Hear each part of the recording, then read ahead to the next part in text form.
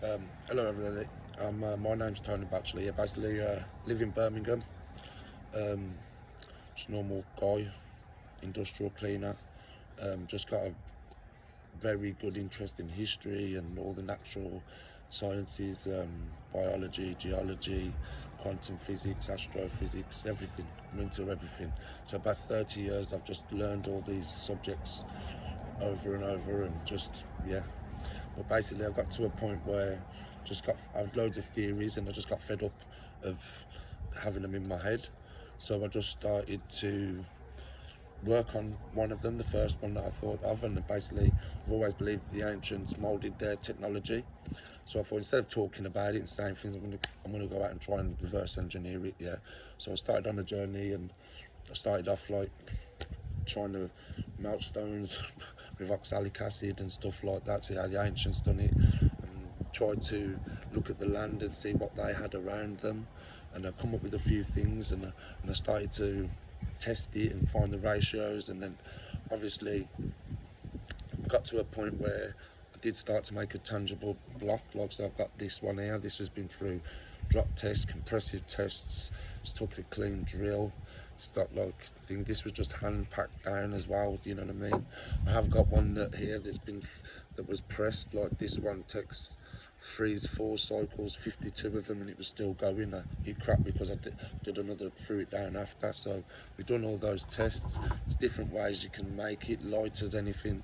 This one nearly floats, you know. So we got like a paste as well that sticks to substrates, and you know, this was like a replica of the Egyptian blocks.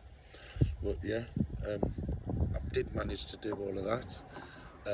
Obviously you can colour it and drill it and mould it and anything. It can take all the compressive strength tests and take 25 kg. It took me and my daughter standing on this piece and with her on my back and that, so it's very strong. But also on top of that, I've done a lot of investigation. So locally I live by a place called the Mounds, and which is Moseley Bogs and Swanzers Park, and I found out the whole area was basically years ago a lovely beautiful spring with little rivers flowing down and all this, and a lot of Neolithic people around. So I started hunting around. I went by the burnt mounds, and I did start to see all these black rocks piled up. So obviously these are the stones that there was burning. You know, this is what they look like inside. Yeah. And we get that. They said there was saunas, that's fine. But you look across the world, the saunas stones are much bigger than these. There was heating 20 kg stones and, you know, putting them in the thing, you know, Scandinavian places. Also, like they said, they didn't really find any of these kinds of stones. They thought these are burnt stones as well. But for me, that's not a burnt stone, that is a pounding stone. So effectively you'd get one of them, you crush them after you've heated it up and stuff like that. This one is a grinding one. I found all these together. So this one you'd hold like this and you'd give it a grind like that. You know, they had all the right materials, the clay, everything was there. There was the spring water, it was a high alkalinity. So because you need a high alkaline water to make this stone. So if you go right to the spring, the water's really high alkaline.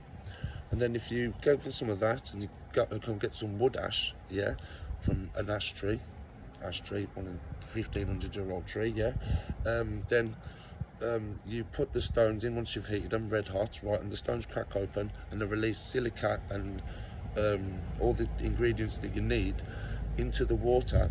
That basically makes it like a sodium silicate with slate lime in it, which is the activator for this kind of material.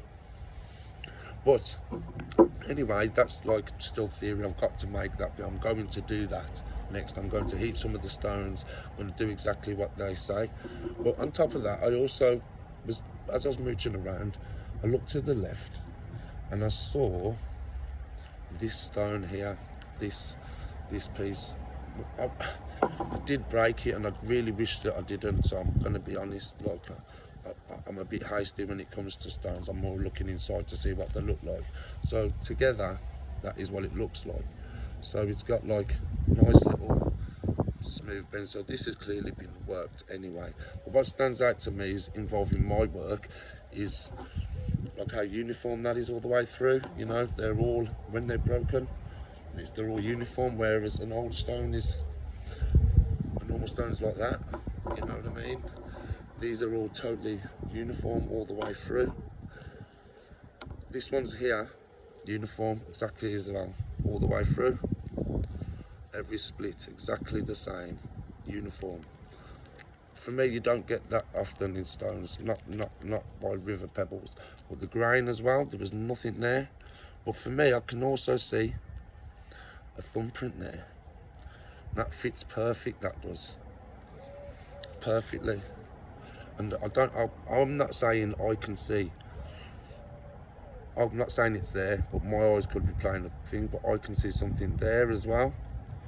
And maybe I can see this is shaped here, this side, like a chin, forehead, but it's also got like these 3 indentations there. I'm not saying it is what it could be a geopolymer, but if you look up Joseph Daviditz's work and top of the work that I've done here now, you know, if you look at my LinkedIn page, Tony Batchelor, you will see the work that I've done, and you know, follow along and carry on in the journey, because I will be giving this method a test, and if I do come up with a stone that looks like this, and then I think it's a smoking gun, and we need to start rethinking about what we actually thought about our ancestors. Do you know, I've actually linked this technology as well to the ochre. If you do the same thing with the stones and you mix it with the ochre where they used to, the ochre where they used to paint it on the rock art, it makes a binder that lasts thousands of years. So yeah, keep an eye out, and I'll keep you posted. I'll be honest, I don't really like doing these videos, but I just feel like it's a message that needs to start to be putting out there, that our ancients were much smarter than what we think that they were.